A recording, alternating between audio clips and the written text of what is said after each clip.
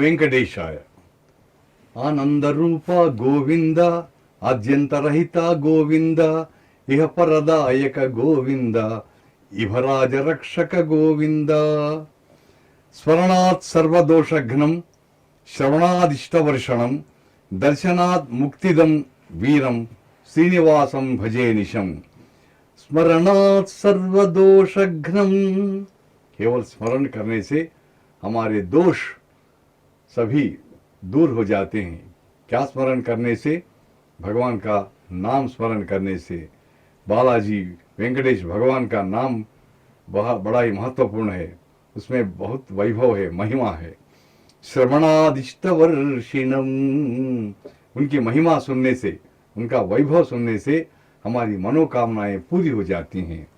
दर्शनान मुक्तिदम वीरम, दर्शन करने से, और क्या कहना चाहिए, दर्शन करने से हमें अपनी इच्छाएं पूरी हो जाती हैं, मुक्ति मिलती है. हमें मुक्ति ही अंतिम लक्ष्य है हमारा, तो मुक्ति हमें प्राप्त हो जाती है. इस तरह ऐसे भगवान श्रीनिवास जी के ब्रह्मोत्सव जो आयोजित किए जा रहे हैं, जितने भी लोग इससे जुड़े हैं, बड़े बड़े अधिकारियों से लेकर, अध्यक्ष से लेकर, सामान्य, अति साधारण, साधारण से साधारण कर्मचारी तक, सभी के सभी प्रशंसनीय हैं. सभी का योगदान है इसमें. और भक्त जो दूर दराज से आते हैं, उनका भी योगदान है. वे यहाँ आकर अनुशासन पूर्वक इसमें भाग लेते हैं. एक तो मुक्ति लाभ अवश्य होता है, दूसरा उनकी इच्छाएं भी पूरी हो जाती हैं. ब्रह्मोत्सव उनके 7वें दिन रात के समय भगवान बालाजी की वाहन सेवा चंद्रप्रभा द्वारा होती है. सूर्य चंद्र भगवान के 2 नेत्र हैं. प्रिय भक्तजनों, आज उदय सूर्य प्रभा पर, आज सुबह सवेरे सूर्य प्रभा पर निकलकर पुनः रात के समय निशापति यानी चंद्र की प्रभा से शोभा यात्रा पर निकलना इस प्रकार अत्यंत समुचित है. भगवान बालाजी का आकर्षण दुगना हो गया है. चंद्रमा और कोई नहीं, भगवान का प्रतिरूप ही है.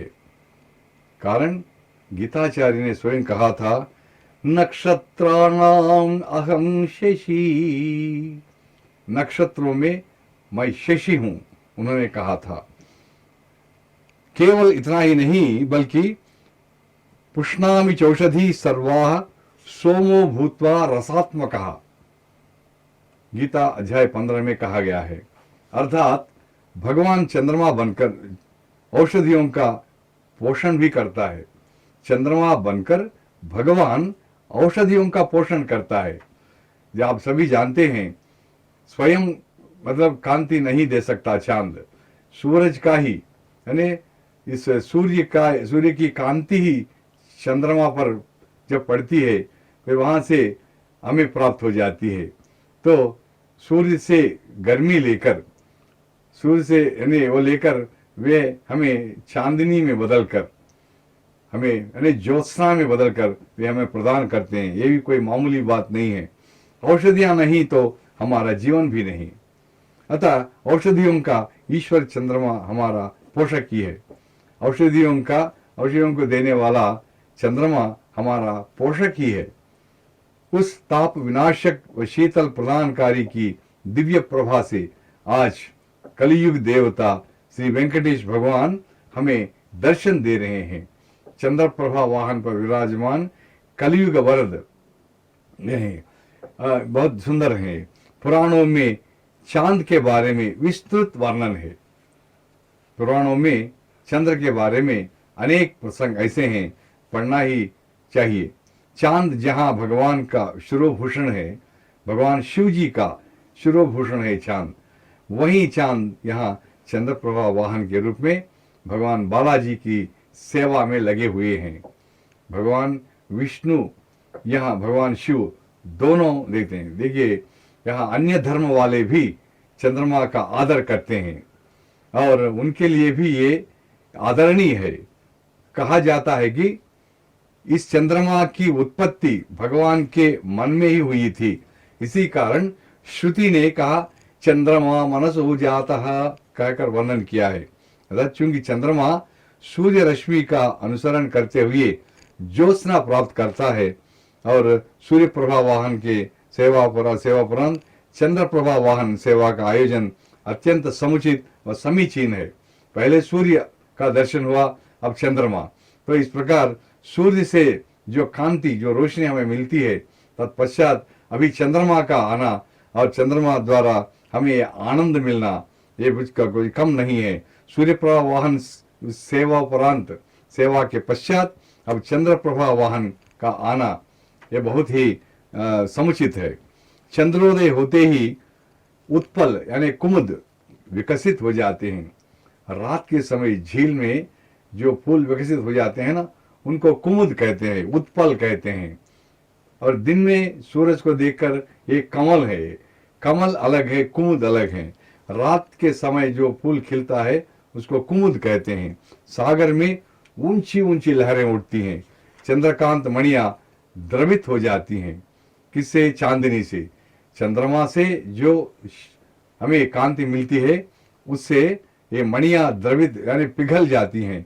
ठीक इसी प्रकार चंद्र प्रभा वाहन पर विराजमान भगवान बालाजी को देखते ही भक्तों के मानस सागरों में भी उत्तुंग तरंगे उठते हैं। इतना मतलब प्रफुल्लित हो जाता है भक्त कि उसका मन आनंद से भर जाता है। वह मूक बन जाता है, अर्थात किंकर्तव्य विमूढ़ हो जाता है। क्या करूं, गाऊं, नाचूं या कुछ पढ़ूं या इधर उधर बैठ ये करूं, तो वह केवल जड़वत खड़ा हो जाता है। ज्वार भाटा ही भी आती है अवर्णनीय परमानंद के कारण। सागर में ज्वार भाटा भी आती है। भक्तों के नेत्रोत्पल विकसित हो जाते हैं एवं उनके हृदयों से आनंद फूट निकलने के समय हाथ सहसा जुड़ जाते हैं। ओठों पर गोविंद नाम आ जाता है। चंद्र प्रभा वाहन पर विराजमान चंद्र भगवान को देखकर ओठ गोविंद नाम उच्चारित करते हैं और हाथ अपने आप जुड़ जाते हैं।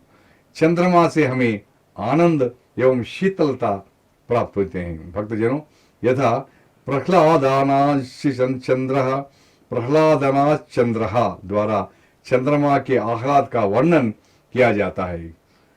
और तो और श्री वेंकटेश भगवान के साथ शोभित चंद्र प्रभा को ही मिलने वाला वैभव का किन शब्दों में वर्णन किया जा सकता है। क्योंकि एक तरफ चांदनी है जिससे ताप दूर होता है, आह्लाद मिलता है, और उस पर विराजमान भगवान बालाजी से उनसे वे भी अत्यंत वहां वे कांति है, कांति से युक्त हैं वे। अतः यह वाहन दर्शन तापत्रय को यानी आध्यात्मिक, आदि भौतिक एवं आदि दैविक नामक 3 प्रकार के ये तापों को दूर करता है। आपको शंका होती है ये क्या होती है, आध्यात्मिक पाप क्या है? मन एवं आत्मा संबंधी पीड़ाएं जो होती हैं, वेदनाएं जो होती हैं, मन एवं आत्मा संबंधी, ये हैं आध्यात्मिक ताप होते हैं। आदि भौतिक ताप क्या है? कीटकों से, विषैली प्राणियों तथा शत्रुओं के कारण जो दुख होते हैं, जो पीड़ाएं होती हैं, वे आदि भौतिक हैं, विश्व से संबंधित। और आदि दैविक क्या होती हैं? इस प्राकृतिक विपदाएं हैं। ग्रह नक्षत्रों की प्रतिकूलता के कारण उत्पन्न होने वाले दुख एवं पीड़ाएं, ये सभी आदि दैविक पीड़ाएं होती हैं, ये सभी दूर हो जाते हैं। इस प्रकार हम देखते हैं कि चंद्र प्रभा वाहन का दर्शन अत्यंत हमें लाभकारी है। इस प्रकार हम देखते हैं कि भगवान बालाजी यहाँ विराजमान हैं, उनका दर्शन हमें सुख देता है, दुख दूर करता है।